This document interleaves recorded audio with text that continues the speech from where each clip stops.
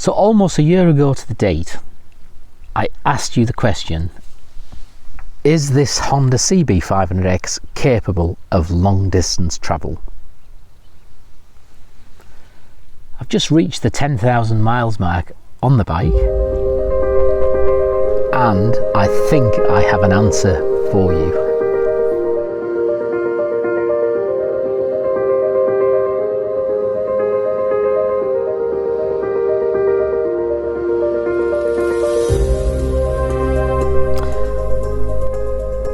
So I've just hit the 10,000 mile mark whilst travelling up to the Isle of Bute, a Scottish island, very beautiful. There's going to be some videos on that, so you really do want to have a look at it. In answer to the question, is this bike capable of long distance travel? I think the first thing I'd have to say is that there isn't any bike that's perfect for everyone. So what's perfect for one person, maybe not perfect for the next person.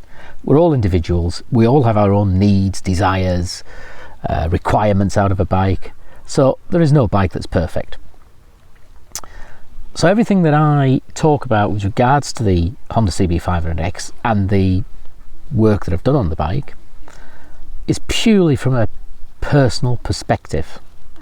It's about me. It's about what I want. It's about what is as near perfect for travelling as it can be. But that may not be the case for you. You have different needs, different wants. You know, things that I do you may completely hate. However, I can only give you a personal perspective. So, everything's a compromise that we do. No matter what bike you buy, you're going to have to compromise. So this bike, the Honda CB500X, it's a 2019 onward model. It's a fairly cheap bike. In the UK, it sits, I think, new at around about 6,100. So that's probably about a third of the cost of a fully laden GS Adventurer BMW motorcycle. Now, I'm not criticising BMW 1200 GSA. I've had one myself. For me personally, it's too heavy. For me personally, it would not be the right bike to take on a world travel. So I wanted something that was lighter, that was economical and reliable.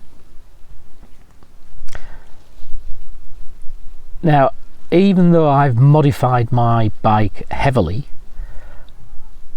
I would say to you that even a standard Honda CB500X has the requirements to be a capable world travel bike. Standard form, maybe the tyres changed, but the bike is perfectly capable of doing the job. And indeed, any bike's capable of doing it. You see people travelling around the world on bikes much, much smaller than this and much older than this. So regardless of the modifications, this is a very, very good bike. When I was last talking to you a year ago, I was a bit optimistic about when things would open up from COVID. We're in 2021 now. The last video about this was 2020, and I thought we would be in a better position globally than we've actually turned out to be. Hopefully things will improve as we go on. So I've taken advantage of lockdown to use the bike within the UK, going camping and doing as much mileage and trips as I possibly can to, firstly, in the first instance, it was to test the bike to see if it's worth spending money on. And then when I got to a point I felt it was worth spending money on, then it was testing every aspect of what I've changed on the bike to make sure it was right for me when I go travelling. So I made a few notes on this because I wanted to sort of get them down in an order of No, not importance, but just get them in some order, some rationale. And first of all, comfort. Many people can't stand the seat on the Honda CB500X. I know that on a BMW GSA 1200 from about 2009 or 10, the seat was awful. But it was awful for me. It might have been okay for somebody else. So, again, remembering personal perspective, I find the seat on the Honda CB500X to be absolutely perfect. It's comfortable for me. I think, to be honest, with the 10,000 miles, I'm pretty sure that that seat molds a little bit, that it sort of wears in a little bit to you. Because, you know, people will buy the bike and instantly say the seat is uncomfortable. And it may well be. I didn't really find it uncomfortable from the start. So, as time has gone on, I just find it comfortable. I don't need to put anything on that seat. I don't need to change it. I don't need to do anything with it. And I've had some pretty long rides in the saddle. Obviously, you get to a point you need to get off anyway, don't you? I need to get off to go to the loo, so it's, you know, it is what it is. You're going to get off at some stage. But even standing up a little bit just to relieve any pressures helps me.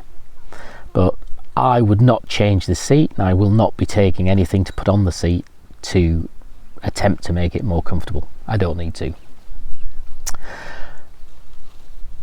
The standard suspension is more than adequate to cope with most road conditions, and I was more than happy with the standard suspension. Basically, you know, it's a bike built to a cost, as a lot of them are, so the suspension is what it is. However, having upgraded the suspension, I've put a Rally Raid Level 2 kit on. I found that the trail riding, the off-road, improved immensely. And that's where the standard suspension's a little bit weak, in that, you know, you get onto a gnarly, rocky, potholed trail and it's going to be bottoming out, and it did certainly test the suspension, both front and back. So the Level 2 Rally Raid suspension has changed it immensely on the trail, giving me more confidence riding on a trail standing up. On the road, I was really surprised at the difference between standard suspension and Level 2 suspension, Rally Raid Level 2. I was not expecting a big change on the road. However, there is a massive change on the road. It's more planted, it takes the undulations of the road, the potholes that we get in the UK, I'm sure that's the same elsewhere. The general riding conditions have improved on the road immensely. And that was a surprise. But is this bike capable of world travel on standard suspension? Yes, it is. Reliability. I wanted a bike that was reliable. I didn't want to take a bike off travelling around the world to have problems one after the other.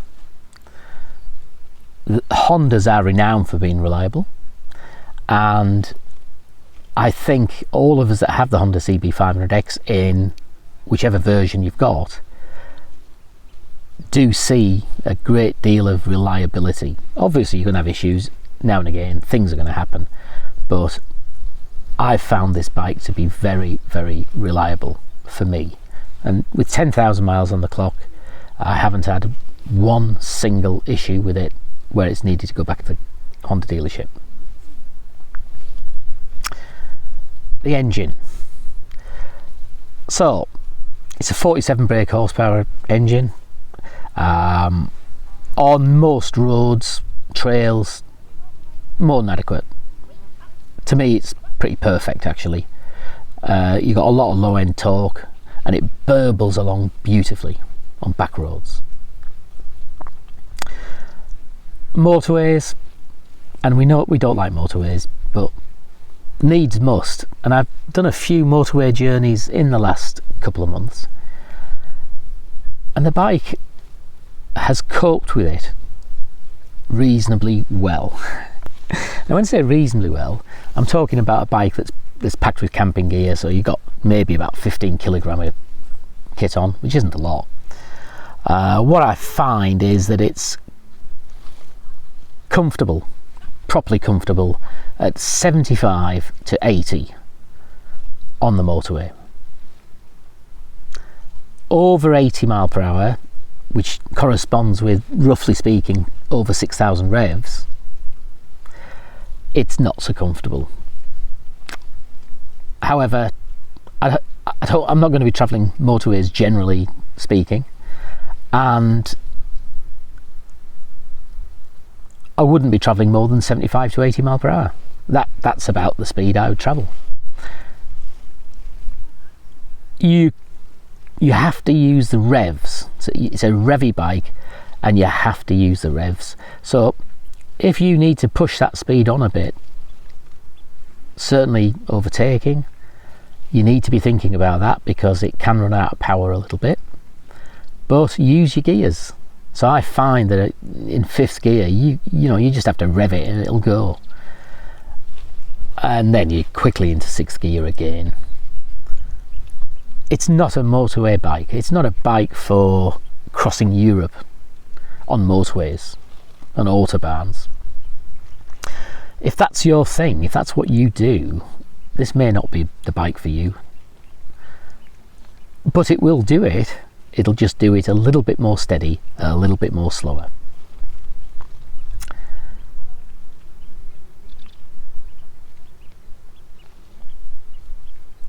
The suspension, I've touched on that already, in that you could take this bike anywhere in the world with its standard suspension. No problem. So why spend money on a rally raid suspension, level 2 upgrade? Well, I'll tell you why, because this bike is going to carry me long distance, and I had the money set aside to upgrade the suspension, and I'm going to be keeping the bike long term. So it was worth the extra luxury of the suspension upgrade. But could I have done it on a standard suspension? Yes, I could. It's just, it'll be a bit more comfortable, it'll just be a bit better, and for going off-road, a lot better.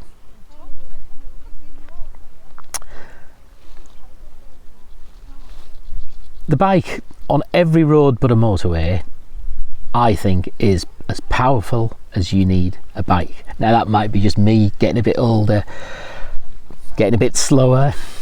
I've never been a fast rider anyway. Well, I can ride fast in certain circumstances, but if you are going to travel around the world at rapid speed on motorway, dual carriageways, main roads, without deviating, and you want to put hundreds of miles in, you want to put 400-500 miles in a day, would I recommend this bike? Well, maybe, but for that type of travel, motorway, main road, etc, etc, I'd go for something else, because you will quickly feel that it's underpowered because of your type of riding, if that's your thing. Where the bike's going to be supreme is on the back roads, on the main roads, travelling through countries where roads are crap. Will not name any, of course. England. However, could the standard suspension manage it? Could the standard bike without any alteration do this and do motorways? Yeah, it could. But if you want to go fast, if you really want to punch through those motorways, get something else. Trail riding. Well, although I've done quite a lot of work to make the bike capable of trail riding, it's not a trail bike. We all know it's you know, it's not a bike that you're going to buy if you're purely doing trail riding. You go buy Honda 250 or something like that, or a little 125, 175. You'd have more fun. And I've been doing quite a few. I do a few trails wherever I go. I've done a little bit of a trail today, and I do that because two reasons. When I start travelling long distance, there are going to be some places where the roads aren't to the standards of the UK. There's going to be some places where I want to go down routes that are trails, that are not roads. So there's the big compromise in life. No bike, and this is the same, is going to be perfect for everything you do. But it's about finding something that will be pretty good at everything, if not the best at everything. Does that make sense? You know, trail rides, going off-road, KTMs would probably be a better choice.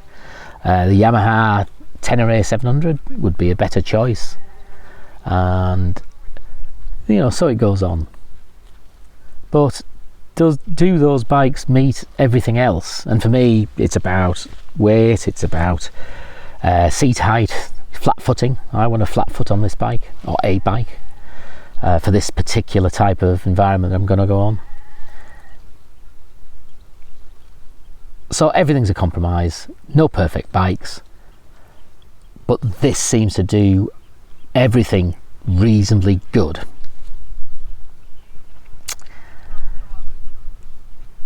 Styling, well, we all like a bike that looks reasonably good.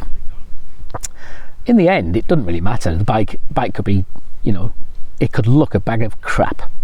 However, mechanically, it could be well sorted and it'll do the job perfectly. Maybe even better. But from a styling point of view, I think this little Honda, especially the 2019, this version here, I think they've just got the styling right. It looks the part. It looks a mini adventure bike. Before you do anything to it, even standard form, it looks a proper mini adventure bike. Now, we know standard suspension will be a bit soft. The front forks, well, you know, even with a level 2 upgrade, you've got you're putting on new progressive springs, but it's still, you can't do much unless you change the actual length of the forks. And whether that's doable or not, I don't care actually. I don't care, because I'm not going to do it.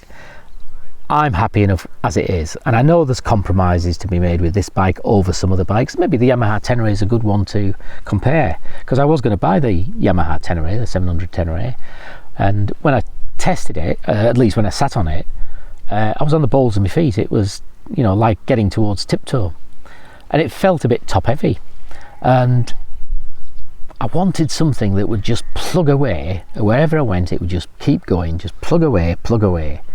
And I sort of compare this to Land Rover, you know, especially with the work I've done on it and the tyres and everything. It's my little Land Rover. It'll take me to most places. It'll do it well. Might not do it as good as something else, but it'll do it well. So finally, the last bit to talk about is the economy of the bike. And I'm regularly getting 84 to the gallon. Back roads, just poodling about. That drops down when motorway riding, you know, fully laden motorway riding. It's down probably around about 70 mile to the gallon, something like that. But 70 mile to the gallon's still good, and it's still exceptionally good. And for the sort of travelling that I guess I'll be doing, it'll probably sit between that 70 and the 80. So if I'm getting anywhere in between there, I think that's pretty good for a fully loaded bike on a journey.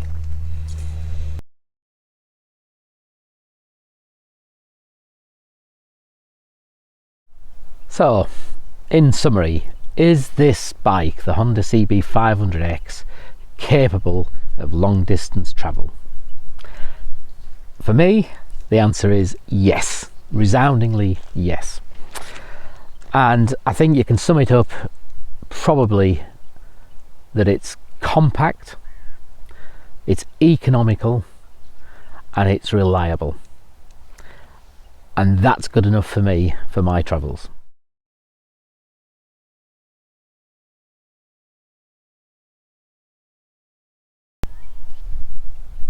I'm actually wild camping on the Isle of Bute in Scotland, and this is the location I'm camping at, which is a really nice location. It's called St Ninian's Bay, and the island in the distance there is the Isle of Arran.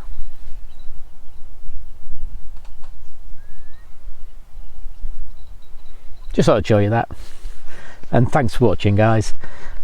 Interested to see what your comments are about the bike, what you think, but remember, it's all personal, it's all down to you as an individual. Yeah, one more time, I love these views, but this is it. This is where I'm having my beer tonight, beer and steak, and in the morning I'll get the sun rising in that direction. Cheers, guys.